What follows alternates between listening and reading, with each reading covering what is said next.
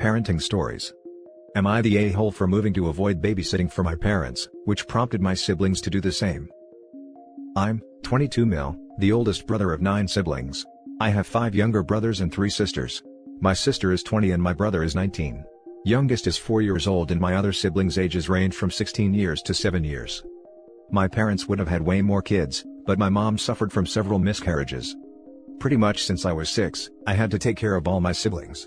I could never go out because my parents were working, and nobody to take care of my siblings. I loved my siblings but I hated never having freedom.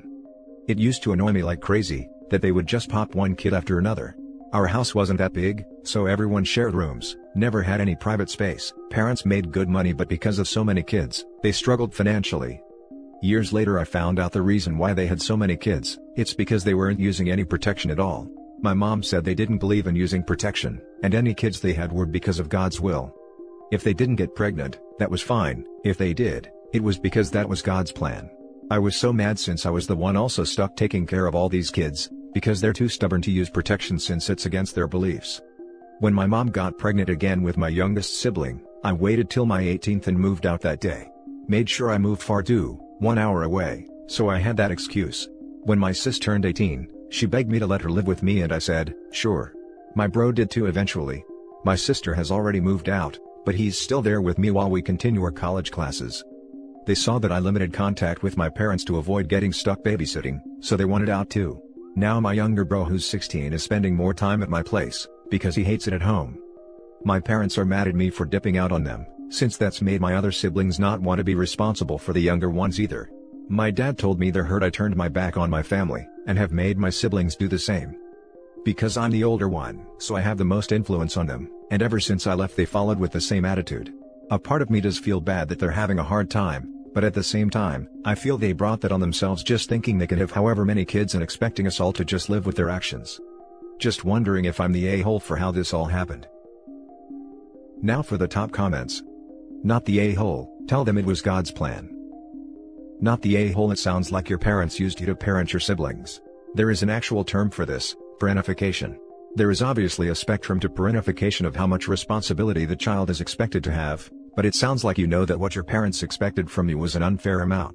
You didn't choose to have those kids, they are not your kids, but you were forced to look after them. Well done for being able to get out and start looking after your own needs. In a way, it sounds like you are still parenting your siblings by letting the older ones live with you. But as long as you are happy to do so, and that you don't feel you have to.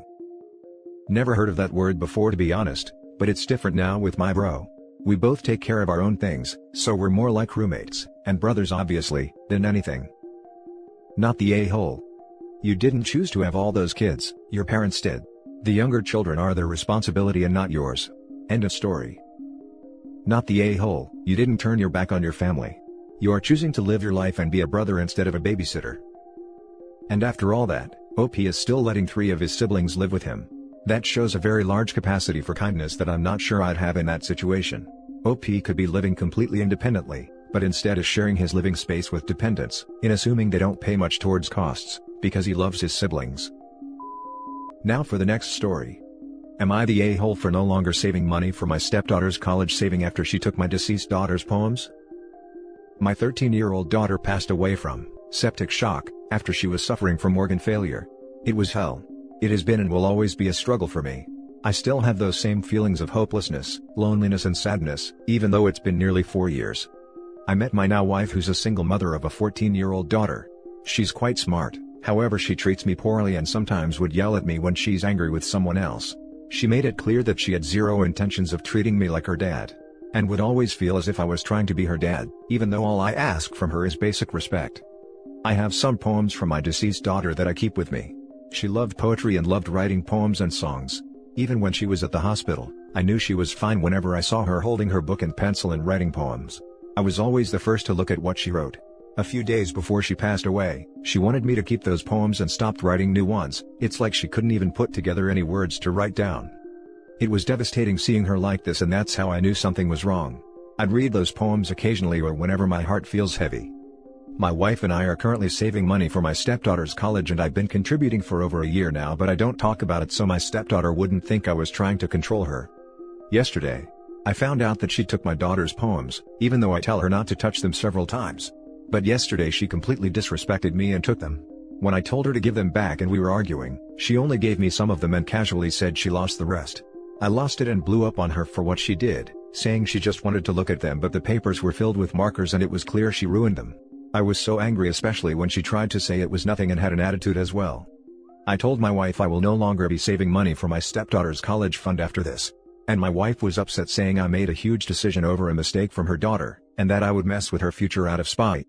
But I refused to discuss it because I was so angry. She didn't even apologize, and my wife says that my reaction was huge, but those poems are very, very important to me. I feel terrible and I'm sick of hearing she's a kid. Now for the top comments. Not the a-hole. If your wife doesn't understand how horrible what her daughter did and punish her appropriately, I would call this a deal breaker. Not the a-hole. It is not the responsibility of step-parents to save for college of the step-kid. While I would suggest maybe stopping for a year then re-evaluating it, is completely OP's discretion. NTA, your stepdaughter did a maliciously cruel thing, and she isn't even sorry about it. Your response is warranted. I would get y'all in family therapy ASAP, because she's only going to escalate, and it will ruin your marriage eventually. And the wife is calling it a mistake. There was no mistake. Your stepdaughter willfully and maliciously ruined one of the things you truly treasure from your daughter. Your wife can't understand it because she's not in your position. Her daughter needs therapy. I'd say this is a deal breaker. Not the a-hole. But it's time for a serious discussion with wife and her spawn. Your wife is disregarding her spawn's behavior, but most importantly, your feelings. That is not okay. She should be on your side. What her spawn did was so hugely invasive and disgusting. Best of luck. Next story is titled, I lashed out and called my mom a failure of a mother, which I think is true, but I still regret saying it. My 16 female mom and dad met when my mom was 19 and my dad was 22, dated for 3 months, break up, 6 months later mom finds out she's pregnant. Dad says he wants proof it's his paternity test, and that was that. They were supposed to have split 50-50 custody, until I was about 7 and my mom decided she didn't want to be a parent anymore. She left, and I lived with my dad full time. Since everyone else had their moms, I was confused and hurt. I constantly asked my dad if I did anything wrong, and was honestly distraught for the first 6 months. My dad and his mom tried to put me in therapy, but since my mom's mom was still in the picture, it didn't quite work. Every time we found someone, they would say something mom's mom didn't like, and they got the boot. Eventually we dropped therapy, and my mom came back when I was around 9 or 10. She wants a perfect, back to normal relationship. I was confused, and I said something that pissed her off, that I can't even remember to be honest, and she hit me. Dad walked in, screaming match, she leaves. 6 months later they make up, I stopped caring and honestly forgot it happened, and then there was visitation. I saw her every Sunday. Eventually she showed up less and less, and for the last year, I've seen her once a month. She's 35 and honestly acts like a teenager. Even after losing a child, she didn't mature. She's constantly talking crap about family members I've never met, and gets upset when I don't play along. Today she was complaining about her mother. Her mom got hit by a car a few years ago, and from what I understand, she wasn't the best. My mom was on a tirade, and at one point she said, I understand I'm not the best mother, but at least I never snorted lines of coke in front of my kids. I told her that didn't set the bar very high, most people can make that claim. She asked what that meant, and I told her most people can say they've never snorted coke in front of children. It escalated really quickly, her calling me a fucking FG, I'm pansexual, and me saying I wish she died in labor, rather than what was supposed to be my brother. Looking back, I wouldn't have gone that far, but it's too late now. Eventually I snapped and told her she was a failure of a mother, and that I didn't consider her a parent. Apparently, that struck a nerve. I'm not sure why, because that's definitely not the worst thing I said, but she started crying and told me to drive myself home since I hated her so much. I did end up driving myself home. I didn't feel bad at the time, but now I feel kinda guilty. She's confided in me before about her worst insecurity being failing as a parent. Now for the top comments. Me saying I wish she died in labor, rather than what was supposed to be my brother. Eventually I snapped and told her she was a failure of a mother, and that I didn't consider her a parent. Jesus, we pulling out the big guns. Most people already seem to help you, but I just wanted to point something out. She's confided in me before about her worst insecurity being failing as a parent. I don't think she cares about failing as a parent, I think she cares about people thinking she is a failure as a parent. Ding ding ding. You can apologize for peace of mind on your end if you'd like. Let's be clear, she was a failure of a mother, and you have every right to feel the way you do. She got upset because you told the truth. She sounds toxic and I personally wouldn't keep her in my life, especially since she keeps walking out of yours, but that's your decision. I do suggest therapy, because how she treated you sounds traumatic. The woman doesn't deserve an apology, period. However, some people like to keep things as cordial as possible, so OP can if she wants to. However, she needs to cut off her mother. She's never one to be honest. Being a mom isn't just popping kids out, it's about being with them always. She wasn't. She's a horrible person, and don't bother about getting hurt. You spelled out what she did, and you lived it while you're a child. That's way worse. Woman's poison. Now for the last story. Am I the a-hole for telling my mom I don't give a crap her sister went missing, when she wouldn't let me go to a job interview? My mom's sister went missing when she was 12 and my mom was 14.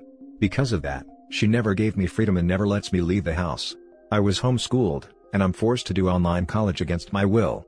I'm only allowed to leave the house to go grocery shopping with her, go to the library with her, and to go to a park near our house if I want fresh air, her excuse whenever I say I've been in the house too long.